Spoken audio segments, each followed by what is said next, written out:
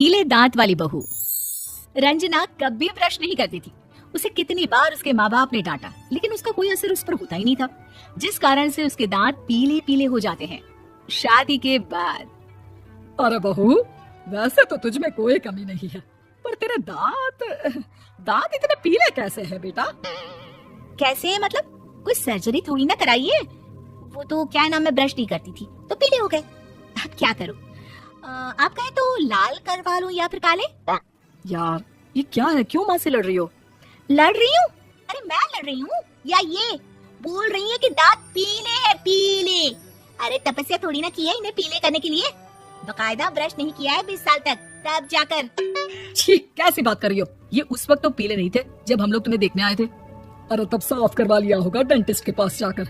अब देखो कैसे पीले पीले लग रहे हैं। रंजना सास की तरफ गुस्से से देखती है। फिर शुरू हो गई पीले पीले पीले। अरे पीले तो तभी थे जब मेरे हाथ का रसगुल्ला उड़ा उड़ा कर खा रही थी और बोल रही थी, लड़की नहीं गुणों का खजाना दे रहे भाई साहब आप। खैर, अब वो लोग करते भी तो क्या करते, पीले दांत वाली बहू पल्ले पड़ी थी तो झेलना तो था ही। एक दिन कीर्तन में रंजना गाना गा रही थी। अरे कमला बहन, माँ का द्वार है, यहाँ तो सब शुद्ध होकर आते हैं, फिर अपनी बहू को ब्रश भी नहीं करवाती तुम। दूर से पीले पीले दांत भक्ति में बाधा उत्पन्न कर रहे हैं। अरे कोई 2 साल की बच्ची थोड़ी ना लेकर आई हूँ मैं बहू बनाकर, अच्छी खासी लड़की है। अरे कैसे करवाऊं ब्रश, ये तो उसे खुद करना चाहिए ना। अब माँ बाप तो इसके जैसे तैसे निपटा दिए, ये नहीं सोचा कि सास कैसे संभालेगी। सास बहू को लेकर घर आ जाती है, लेकिन सोच लेती है कि अब इसे लेकर कहीं नहीं जाएगी। अगले रोज बहू कहती है, अरे क्या हो गया, मंदिर नहीं जाना क्या? कीर्तन का वक्त हो रहा है। मेरी मधुर वाणी से कान्हा जी जागते हैं और सोते हैं। आप तो जानती है ना उनकी भक्ति में कितना मन लगता है मेरा। वो क्या है ना, तबीयत ठीक नहीं लग रही है मेरी, आराम करूंगी मैं। तबीयत ठीक नहीं लग रही? अभी तो मिथुन के गाने पर नाच रही थी आप, और अब बोल रही है कि तबीयत ठीक नहीं लग रही। अरे भक्ति में मन लगा लो सासू माँ, ऊपर जाना है, क्या मुंह दिखाओगी आप? हाँ, सास को बहू की बात पर गुस्सा आ जाता है। मैं क्या मुंह दिखाऊंगी, इसकी चिंता तो ना कर, समझी? अपने मुंह की चिंता कर, जो ये पीले पीले दांत लेकर हर जगह पहुंच जाती है। पता है लोग कितना मजाक बनाते हैं। ना जी ना, मैं नहीं जाना कहीं तेरे साथ। तो ये बात है, कोई ना, मत जाओ, मैं अपने कमरे में ही बैठकर भक्ति कर लूंगी। ऊपर वाला दांत थोड़ी ना देखता है, मन देखता है, भावना देखता है। और अरे बस बस, तू सब कुछ दिखा, बस ये सफेद चमकदार दांत ना दिखाना किसी को, है? जा यहाँ से। बहू को सास की बात का कोई फर्क नहीं पड़ता, वो तो जैसी थी वैसी ही रह जाती है। सुबह नहाकर किचन में खाना बनाना, फिर खाना खाना, कीर्तन भजन करना और सो जाना। एक दिन, माँ जी मैं सहेली के घर जा रही हूँ, शाम को लेट आऊंगी। हाँ हाँ तो जाना, मैंने कौन सा तेरी आरती करनी है घर पर बैठकर। रंजना सहेली के घर जाती है, जहाँ वो पार्टी में जाने की तैयारी कर रही होती है। अरे शिखा, कहाँ जाने की तैयारी कर रही है? मैं गलत वक्त पर आ गई क्या? अरे नहीं यार, उल्टा सही वक्त पर आई है। मैंने ये साड़ी और ज्वेलरी निकाली है यार, शाम को इनके ऑफिस की एक पार्टी में जाना है। बताना कैसा लग रहा है ये सब? नहीं यार, इस ड्रेस के साथ तो वो वाली ज्वेलरी अच्छी लगेगी। हाँ हाँ सही बोल रही है, मैंने ध्यान ही नहीं दिया। वैसे तो हमेशा से मस्त फैशन सेंस रखती है। तो बड़ा जाती होगी ना पति के साथ पार्टी में। रंजना कुछ नहीं बोलती, बस सोचती है कि यार काश ये बात सही हो जाती, पर मैं क्यों नहीं जाती पार्टी में? क्या इन लोगों की कोई पार्टी होती नहीं होगी? रंजना घर आती है और रात में पति से सवाल करती है, एक बात बताइए, आप मुझे किसी पार्टी में क्यों नहीं ले जाते? क्या आपके यहाँ ऑफिस में पार्टी नहीं होती?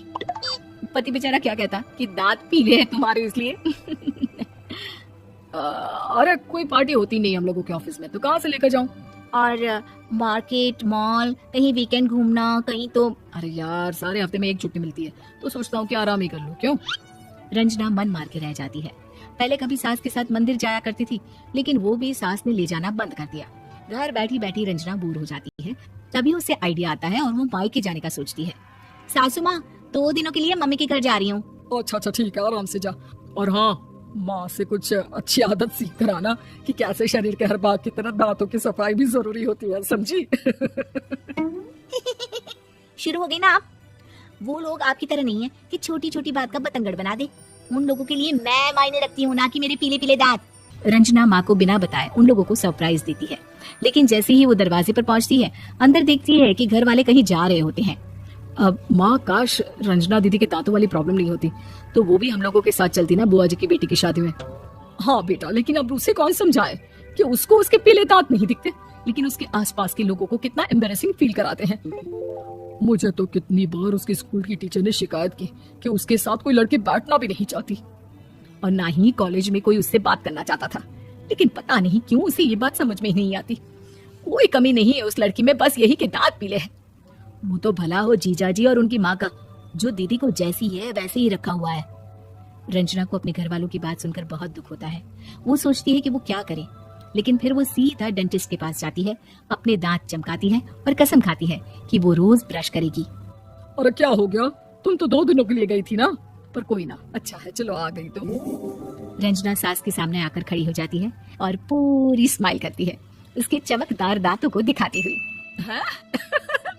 चले मंदिर। माँ मुझे माफ कर दीजिए, मैंने आप लोगों को बहुत एम्बेरसिंग फील करवाया। मैं आज से रोज ब्रश करूंगी।